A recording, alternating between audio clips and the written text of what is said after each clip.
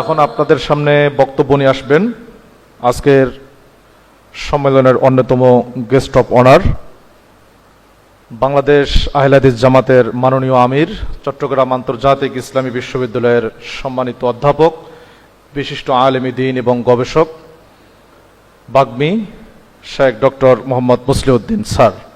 বক্তব্য নিয়ে আসছেন Sheikh doctor Mohammad Musliuddin sir. ফালিয়াতাফাদ্দাল Mashkura.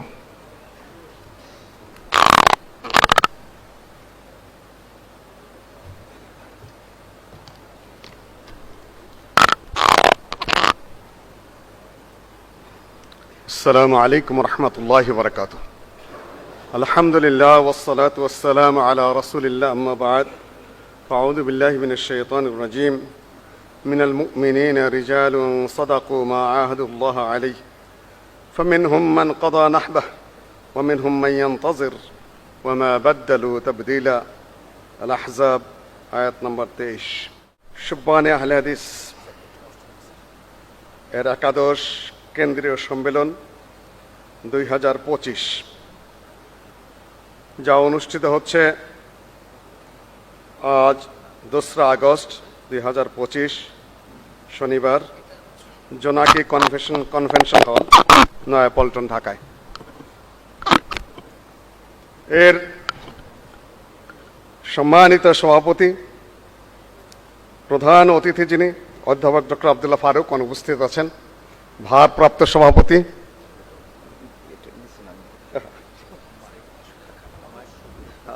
আচ্ছা ঠিক আছে, আমারই কেটে দাও, দীর্ঘিকার চলবে না। বাংলা একাডেমির বানান অনুযায়ী গোয়ার তো একটা আন একাডেমিক সিদ্ধান্ত, মানে দীর্ঘিকার যত কাটা যায় কাজে। আচ্ছা যাই হোক, ভারপ্রাপ্ত সভাপতি ডক্টর রইসুদ্দিন, সাবেক শুব্বানের সভাপতি, একাধিক যারা উপস্থিত হয়েছেন, রাজশাহী বিশ্ববিদ্যালয়ের রেজিস্ট্রার সাহেব এসেছেন, মাশা আল্লাহ। জমিয়তের এবং শুব্বানের নেতৃবৃন্দরা বড় বড় পোস্ট পজিশন হোল্ড করছেন, এটা আমাদের জন্য একটা শুভবার্তা। হাজী সবুর সাহেব উনি নিজেও সমস্যার সম্মুখীন হয়েছিলেন, ওনার ছেলে অ্যাক্সিডেন্ট করে বাহিরে হাসপাতালে, এমত অবস্থায়ও তিনি এসে উপস্থিত হয়েছেন। আমার ভাই বললেন যে আমার এখন এয়ারপোর্টে থাকার কথা, ওই সূত্র ধরে আমার এখন কবরে থাকার কথা ছিল, মরে ফিরে এসেছি। আমার অনেক দিন আগের ছাত্ররা এখন ডিপার্টমেন্টের চেয়ারম্যান,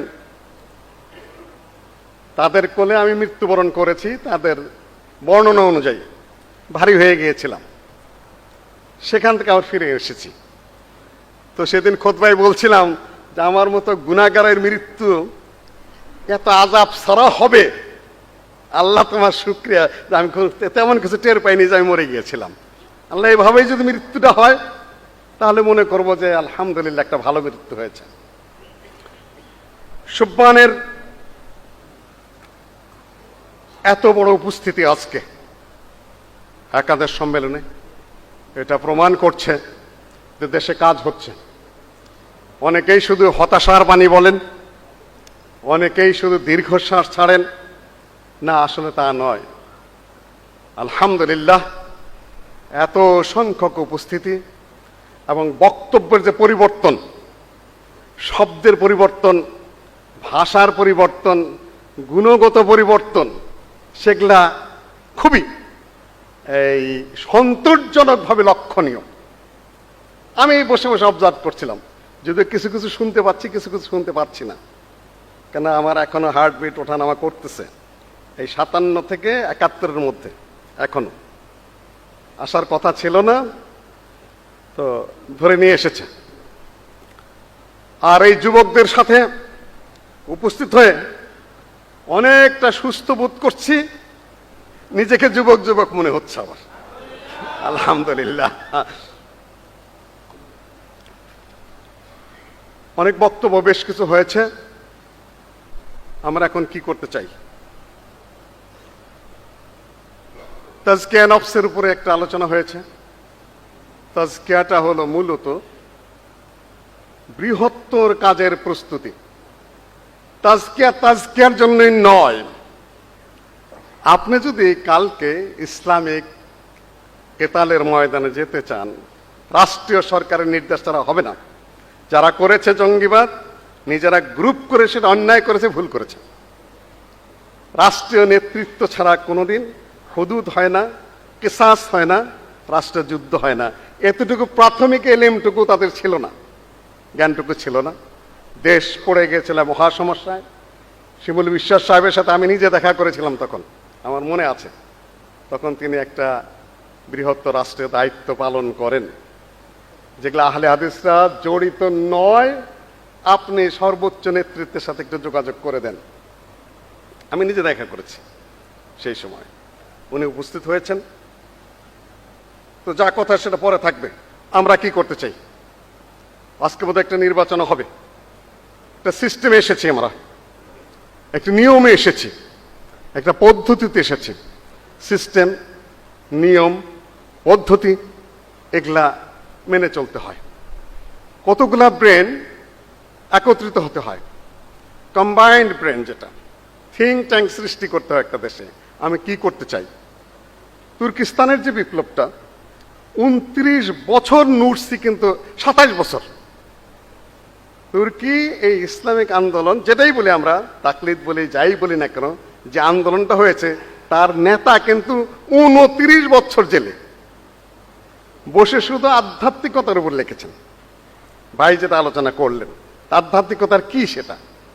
আমি প্রস্তুতি নিতে চাই, আমি বৃহত্তর কাজ করতে চাই, আমি ত্যাগ করতে চাই, আমি নিজেকে বিসর্জন দিতে চাই দেশের জন্য, জাতির জন্য, ইসলামের জন্য। সেটাই তো আধ্যাত্মিকতা, আখেরাতের জন্য। 29 বছর জেলখানায় থেকে হতাশার নাই। আমাদের যে এই ভারত উপমহাদেশের স্বাধীনতা আন্দোলন, যেটা বারবার আলোচনায় আমরা নিয়ে আসি, কাফি সাহেবের বই পুস্তকে সেগুলা ভরা, যেগুলা আড়ালে পড়ে গিয়েছিল কয়েক যুগ, আবার সামনে আসতেছে। এটা একটা আমাদের সবচেয়ে বড়, ভালো, উত্তম একটা লক্ষণ সামনে এসেছে, যে আমরা শব্দগুলা, বাক্যগুলা, ভাষাগুলাকে সে আলোকে নিয়ে আসতে পারছি। জমিয়ত হাদিসের বৃহত্তর কনফারেন্স, যেটা international Islamic university for science and টেকনোলজিতে হলো, সেখানে একটা অনুরোধ রেখেছিলাম যুবকদের সামনে, তোমরা ঘন ঘন কিছু সেমিনার করো, 15 থেকে 20টা 25টা, শুধুমাত্র কাফি সাহেবের এই বিভিন্ন দিকের উপরে। আমরা অনেক কিছু জানার দাবি করি, কিন্তু অত কিছু জানি না মূলত। আর অতটুকু দিয়ে হয় না।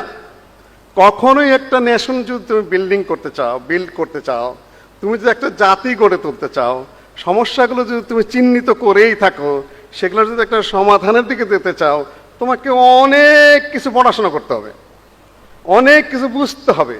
তোমাদের ভাষা, তোমাদের বাক্য, তোমাদের উপস্থাপনা, তোমাদের চলাফেরা, তোমাদের সাংগঠনিক সিস্টেম, তোমাদের নেটওয়ার্ক ইত্যাদির মধ্যে আরো সমন্বয় আসতে হবে। আমি ভালো লক্ষণ দেখছি, সেটা আমি বলছি বারবার, কিন্তু একটা সেমিনারে পর্যন্ত করনি। উত্তেজিত হয়েছিলে, হ্যাঁ করব, আমি সব লক্ষ্য করেছি, কিন্তু করনি। কিন্তু এর অর্থই না যা সামনে হবে না, সেটা হবে। আরেকটা প্রস্তাবনা ছিল, সারা বাংলাদেশের সবাই সম্মেলন করছে, আমরা 10 লক্ষ মানুষের একটা সম্মেলন করব। যেহেতু বর্তমান পরিস্থিতিতে সম্মেলন অনুমতি দিচ্ছে এই গোয়েন্দা, ওই এনএসআই, ওই ডিজিএফআই, ওই পুলিশ, অমুকে সার করো, অমুকরে বাবা বলো, হাতে ধরো, পায়ে ধরো, সেই অবস্থাটা চলে গেছে। এখন আমরা চাইলে সম্মেলন করতে পারি পল্টনে। সে একটা প্রস্তাবনা ছিল, সেটা এখন পর্যন্ত বাস্তবায়ন হয়নি। ডক্টর মুজাফরকে জিজ্ঞাসা কি করলাম, সেটা করতে হয়, সময়ের কাজ সময়ে করতে হয়, গোটা জাতির কাছে জানান দিয়ে দিতে হয় যে আমরা এই দেশে কমপক্ষে 3.5 কোটি আহলে হাদিস বসবাস করি, আমরা এ দেশের নাগরিক, আমরা এ দেশে খাজনা দেই, ট্যাক্স দেই, আমরা এ দেশের ইংরেজদের কাছ থেকে স্বাধীনতার মূল নেতৃত্ব দিয়েছি, আমরা এ দেশের রাজনৈতিক নেতৃত্ব দিয়েছি। আল্লামা আব্দুল হাই কাফি বলেন, বাকি বলেন, আকরম খা বলেন, এই যে ভূখণ্ডের স্বাধীনতার যে মূল নেতৃত্ব আমাদের পূর্বপুরুষরা দিয়েছে। আমরা কেন পিছিয়ে থাকবো? এই যে আগস্ট বিপ্লব বলেন, আমার ঘরেই কিন্তু সমন্বয়ক, আমার সন্তান, আমার ঘরেই কিন্তু উপদেষ্টা, এখনো সম্পৃক্ত, কিন্তু ও নিয়ে আমার তেমন কোনো বক্তব্য নাই। তোমরা তোমাদের কাজ করো, আমরা আমাদের কাজ করে চলেছি। উনি, আমি তাদের কাছে কোনো সুযোগ সুবিধাও চাই না, ওই চিটাঙ্গে যে কাম করেই খাই, কোনো কিছুই না। উনি, আমি তেমন চিন্তাই করি না, কেননা এই দেশটাকে যেভাবে পরিবর্তন করতে হবে, সেট আপ এ ইসলামিক স্টেট, যেটা সৈয়দ আহমদ বেরলভী এবং শাহ ইসমাইলের পদ্ধতি ছিল, যেটা ইংরেজরা পর্যন্ত লিখেছে। For this purpose, he built up a powerful mass movement, first time in Indian subcontinent, to emancipate the country from alien rule. এই পুরা উপমহাদেশটা ইসলামিক লাইনে চলবে, ফাংশন করবে ইসলামিক রুলের অনুযায়ী। আজকে কারা ফাংশন করবে? আপনি যদি মাঠে না থাকেন, আপনাকে ডাকবে কে? মাঠে নেই, আপনাকে ডাকবে কে? ডাকবে কাকে? যে মাঠে থাকে। আপনি মাঠে ছিলেন ব্রিটিশ কালে, আপনি ইতিহাস হয়েছে। আপনি মাঠে ছিলেন 47 আন্দোলনে, আপনাকে ডাকা হয়েছে, আপনি ইতিহাসের অংশ হয়েছেন। এখন আপনি মাঠে নাই, আপনি ডাকা হবে কেন? আপনি ডাকা হবে না। তুই একটা কথা বলি, আমি বক্তব্য শেষ করছি। মাথাও কাজ করছে না, আর নিষেধাজ্ঞা আছে, ঘরেও গালি খাচ্ছি, ইউনিভার্সিটি ছুটি দিয়েছে, তারপরে চলে যাচ্ছি। স্যার ছুটি দিছে, আসছেন কেন? যে প্রশ্ন করতে হবে না, ফাইনাল পরীক্ষা, প্রশ্ন আমরা করে দেব, খাতা আমরা দেখে দেব, যে তোমরা তো ইনজাস্টিস করো, যদি করে বসো। আমি পড়িয়েছি, প্রশ্ন আমি করব, নাম্বার আমি দেব, তুমি দিলে তো আমার তৃপ্তি হবে না, করে যাচ্ছি। বাসায় গালি, ইউনিভার্সিটিতেও গালি, ডাক্তার সাহেব গেলে যে কি বলবে তা তো আল্লাহ ভালো জানে। যাই হোক, দেখো ব্রেনের উন্নতি। অনেকে অনেক কথাই বলে থাকে। মোহাম্মদ বিন কাসেম যখন ভারত জয় করেছিলেন, ভারত মানে মনসুরা, করাচি, ওই সকল এরিয়া, তখন তার বয়স কত? কে বলতে পারবেন? কত? 17 কিংবা 19? তারেক বিন জিয়াদ যখন স্পেন জয় করেন, তখন তার বয়স কত? ওই 19। কি করে চিন্তা করা যায় যে একটা কম, একটা জাতি কতটা উন্নত হলে সেই কওমের, সেই জাতির 17 থেকে 19 বছরের একটা ছেলে স্পেন জয় করে, আবার আরেকজন ভারতের অংশবিশেষ জয় করে। যুদ্ধবিদ্যায় তাদের কতটা অগ্রগতি ছিল, আন্তর্জাতিক বিষয়ে তাদের কতটা জ্ঞান ছিল, সাগরে কিভাবে যুদ্ধ জানিয়ে যেতে হবে সেই জ্ঞান তাদের কি পরিমাণ ছিল। এ কি খালি ওয়াজ করে হয়েছে? অসম্ভব। 17 থেকে 19 বছরের ছেলেরা স্পেন জয় করে, ভারতের বিভিন্ন অংশ জয় করে। তাদের মেধা, তাদের প্রতিভা, তাদের জ্ঞান, তাদের সাহস তাহলে কতটা ছিল, আর তোমার এবং আমার মধ্যে কতটুকু আছে? বিভিন্ন বিক্ষিপ্ত ওয়াজ করে করে আমরা হাইলাইটে আসতে চাই, আমরা দুটা ছবি তুলতে চাই, আমরা শুধু কয়েকটা চামচা রাখি সামনে, তাদের মাধ্যমে জয় ধ্বনি ছড়িয়ে দিতে চাই। No never. এতে কোনোদিন কিচ্ছু হয় নাই, হবে না, হওয়ার প্রসঙ্গই নাই। মেটা দো হস্তি কো গর কুছ মর্তবা চাহে, কে দানা খাক সে মিলকর গুল সে গুলজার হতা হয়। নিজেকে বিসর্জন করে দাও, থিঙ্ক ট্যাঙ্কগুলো একত্রিত হও, যারা বুঝতে পারো তারা একত্রিত কাছাকাছি আসো। আনুগত্যের মধ্যে তোমাকে আসতেই হবে, তুমি যেই হও না কেন। মহাবীর খালেদ মহাবীর হতে পারে, কিন্তু ওমরের এক নির্দেশে কি সেনাপতির সেনাপতিত্ব কোথায় চলে গেছে? আনুগত্য এইটার নাম। আনুগত্য থাকতে হবে, বোধ শক্তি থাকতে হবে, চিন্তা শক্তি থাকতে হবে, শৃঙ্খলা বোধ থাকতে হবে, পিছিয়ে থাকার খেদমতের বোধ থাকতে হবে। তোমাকে যেখানে দেওয়া হয় সেখানেই তোমাকে কাজ করতে হবে, তাহলে এই দেশে আমাদের পক্ষে কিছু করা সম্ভব। সম্মানিত যুবকরা, হাশিম আর রেফাইর কবিতা, তোরা হালিয়া রেজুল মাদি ফাইন্নে আদু বলে যালিকাল মাদি হানিনা, শেষে গিয়ে বলছে আমুদ্দু ইয়াদি ফাআনতাজিউ রাওয়াসি ওয়া আবনিল মাজদা মুতালিকান মাকিনা। আরবি সাহিত্যের বড় বড় পণ্ডিতরা উপস্থিত রয়েছেন, আমি আর অনুবাদ করতে যাচ্ছি না। মিনাল মুমিনিনা রিজালুন সাদাকু মা আহাদুল্লাহ, ডক্টর আব্দুল বারী স্যার বলেছেন, অতীত যতই সমৃদ্ধ হোক না কেন, যতই সুন্দর হোক না কেন, বর্তমানে যদি তোমরা দাঁড়াতে না পারো, অতীতের গর্ভেই হারিয়ে যাবে, আমরা সামনে এগাতে পারবো না। আমি হতাশার মানুষ নই। আমি মনে করি আমাদের পক্ষে অনেক কিছু করা সম্ভব এবং কাজের জায়গা রয়েছে এবং সে খাত রয়েছে, সে অবস্থান রয়েছে। সামনে কি করব? একটা বিরাট পয়েন্ট, অন্তর্বর্তীকালীন একটা পরিস্থিতি চলছে। সারা দুনিয়াটাই অন্তর্বর্তীকালীন। কেন? এখানে আমাদের চিরজীবনের জন্য আমরা আসি নাই, মানে পৃথিবীটাই অন্তর্বর্তীকালীন জায়গা। আমানুল্লাহ মাদানী বক্তৃতা করেছিল যে নৌকার মধ্যে চড়ে, যানবাহনে চড়ে একজনে বলতেছে সুবহান, ওই নৌকার দোয়া পড়তেছে। তা আমি বললাম যে এটা তো নৌকার দোয়া পড়তেছেন যানবাহনে। তো আমি বললাম, উনি আমাকে বলতেছে যে সারা পৃথিবীতে পানির উপরে ভাসতেছে, তার মানে সব জায়গায় নৌকার দোয়া চলবে, কোনো সমস্যা নেই। কাজে দুনিয়াটাই অন্তর্বর্তীকালীন জায়গা, কিন্তু আমাদের কিছু কাজ আছে। আমাদের ইতিহাসগুলো পড়তে হবে। আল্লামা কাফি সাহেব যেগুলো লিখে রেখেছেন। খুশি হয়েছি যখন আমার ছোট ভাই আসাদ বলল যে সোবহান এটা পড়েছেন কিনা, অনেকেই হাত তুলেছেন। আমি লক্ষ্য করি আসল পয়েন্টগুলো, তার মানে পড়েছেন। অনেক জায়গায় গিয়ে বড় বড় সম্মেলনে যখন জিজ্ঞাসা করি কাফি সাহেব এই বই পড়েছেন কিনা, ডক্টর আব্দুল বারী সাহেব এই বই পড়েছেন কিনা, মুজাহিদ আন্দোলন পড়েছেন কিনা, অমুকটা পড়েছেন কিনা, অমুক থিসিসটা পড়েছেন কিনা, বড় বড় নেতৃবৃন্দ উপস্থিত হয়েছেন, একটা হাত ওঠে না। আজকে দেখলাম যে একটা বেশ কিছু হাত উঠেছে। এটাও একটা আশার বাণী। হতাশার কিছু নেই। আজকের যে এই সম্মেলন, এটা সফল হোক, নির্বাচন হোক।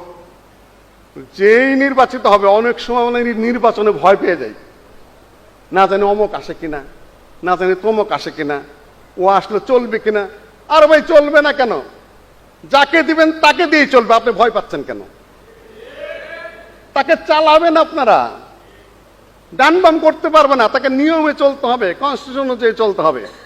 গত সরকার আমলে বারবার বলছে আমাদের নেত্রী গেলে দেশ চালাবে কে, দেশ চলবে কে, দেশ চলবে কে। আমি বল, দেশ চলাবে সংবিধান, দেশ চালাবে কনস্টিটিউশন। একজন না থাকলে আরেকজন আসবে না, একজন চিরজীবন বাঁচবে না, মরবে না নাকি মানুষ? যিনি আসবেন তিনি যোগ্য, তাকেই মানুষ পছন্দ করেছে, তাকে আপনারা চালিয়ে নেবেন, সে স্বৈরাচারী হতে পারবে না। কোনো ভয় নেই, কোনো সংকোচ নাই, সততার সাথে যে আসবে। ওলাও আব্দুন হাবাসি আনফু মুজেদ্দা, এই নাক বোচা, মুখ কুচকানো, একেবারে দেখতে ভালো দেখা যায় না, যে আসবে তাকেই মেনে নিবেন, তিনিই চালাবেন। মা ইয়াকুদুকুম বিকিতাবিল্লাহ, আল্লাহ কিতাব অনুযায়ী চালাবেন, সহজে করবেন। আতঙ্ক একদম নেই। আতঙ্ক বকো কেন? অমুক আসবে কিনা, তমুক আসবে কিনা, এই হবে কিনা, ওই হবে কিনা। যিনি আসবেন তাকে আল্লাহই পাঠাবেন আপনাদের জন্য, আপনারা তাকে মেনে চলবেন, তাকে বাধ্য করবেন সৎ পথে চলতে, ইনশাআল্লাহ। যে আবু বকর রাদিয়াল্লাহু তাআলা বলেছেন না, যে আমি যদি বেকা তারা করে আমাকে সোজা করে দিবা না, তাকে সোজা করে দেবেন, সাইজ করে দেবেন, এইভাবে চলো। এটা আমাদের গঠনতন্ত্র, এটা সিস্টেম। কাজে ভয় এবং আতঙ্কের কিচ্ছু নেই। যিনি আসবেন তিনি নেতৃত্ব করবেন, ইনশাআল্লাহ আজিজ। আমি আর বক্তব্য বাড়াচ্ছি না।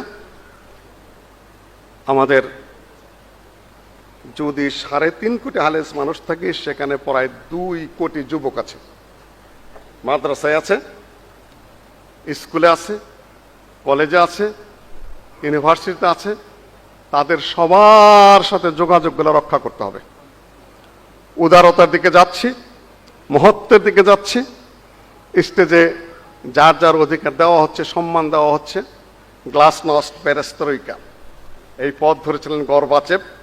রাশিয়া একটা পরিস্থিতি এসেছে, আজকে তুর্কিস্তান একটা পরিস্থিতি গেছে, আজকে মিশরে।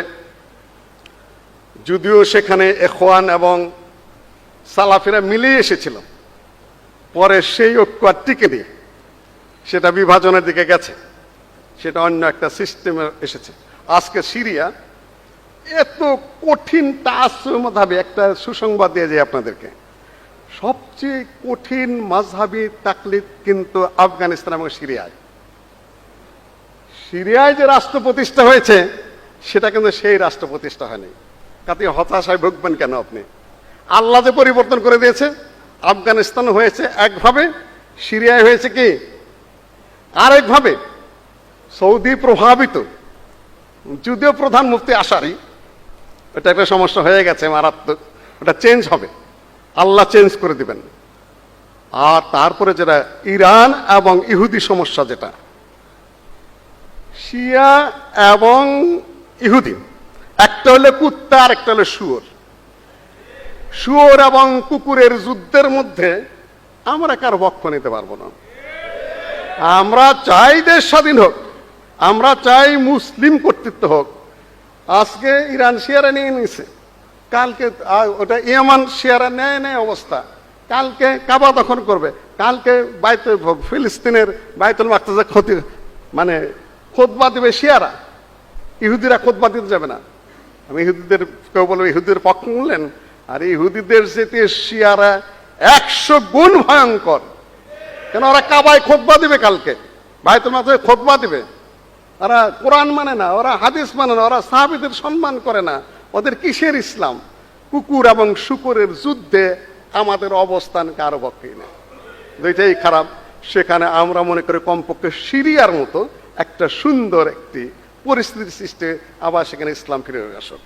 এই বাংলাদেশ অন্তর্বর্তীকালীন পাড়ি দিয়ে কোন পর্যন্ত যাবে তা সামনে অনিশ্চিত, অনির্ধারিত। আমার ক্ষুদ্র ব্রেনে আমি সামনে কোনো স্বচ্ছ পরিচ্ছন্নতা এখন দেখতে পাচ্ছি না, আমার চোখে নাই। সেটা বলছি, তখন কি করব আমরা? শুধু একটা কথাই বলে দিয়ে যাই, যুবকরা স্থিতিশীল থাকতে হবে। কারো পক্ষে বিপক্ষে অত আমি বলেছি, আমার ঘরে সমন্বয়ক আছে, আমার ঘরে উপদেষ্টাও আছে, কিন্তু আমি ওই লাইনে না। তোমরা তোমাদের কাজ করো। কারো পক্ষে কারো বিপক্ষে এত আবেগপূর্ণ কথা বলে পরিস্থিতিকে নিজেদের জন্য সমস্যা সংকুল করা আহলে হাদিসদের জন্য কোনো বুদ্ধিমত্তার কাজ নয়। ডক্টর আব্দুল বারী স্যার বলে গেছেন, যারা ইসলামের যত কাছে আমরা তাদের তত কাছে, যারা ইসলাম থেকে যত দূরে আমরা তাদের থেকে তত দূরে। এই দেশ আমাদের, আগেই বলেছি, এই দেশে আমাদের কাজ আছে। খুব দ্রুত গতিতে আমরা আসমান জমিন পরিবর্তিত করে ফেলবো, এই দুরাশাও আমাদের করা যাবে না। আমাদের টার্গেট নেবে 20 বছর 50 বছরের সুদূর প্রসারী টার্গেট। আমরা সুন্দর সম্পর্ক বজায় রাখবো সবার সাথে। আমরা মাঠে অবস্থানে ছিলাম, আছি। এই দেশকে পূর্ণাঙ্গ ভালোর দিকে নিয়ে যাওয়ার আগ পর্যন্ত আমাদের সংগ্রাম চলতেই থাকবে ইনশাআল্লাহ। সম্মেলন সফল হোক, নির্বাচন যথাযথ হোক, এবং যারাই নির্বাচিত হবেন তারা নিজেরা দায়িত্ব পালন করবেন। আতঙ্কেরও কিছু নেই, সমস্যারও কিছু নেই। যারা নির্বাচিত হবেন তাদেরকে সবাই আনুগত্য করবেন, মেনে চলবেন, শৃঙ্খলা গড়ে উঠবে, নেটওয়ার্ক গড়ে উঠবে ইনশাআল্লাহ। আহলুল হাদিসদের, সালাফিদের যে ইসলামিক নেতৃত্ব, জাতীয় নেতৃত্ব, সেটা আবার পুনঃপ্রতিষ্ঠিত হবে তোমাদের মাধ্যমে। এই আশাবাদ ব্যক্ত করে আমি আমার বক্তব্য এখানে শেষ করছি। আসসালামু আলাইকুম রহমতুল্লাহ ওয়া বারাকাতুহু।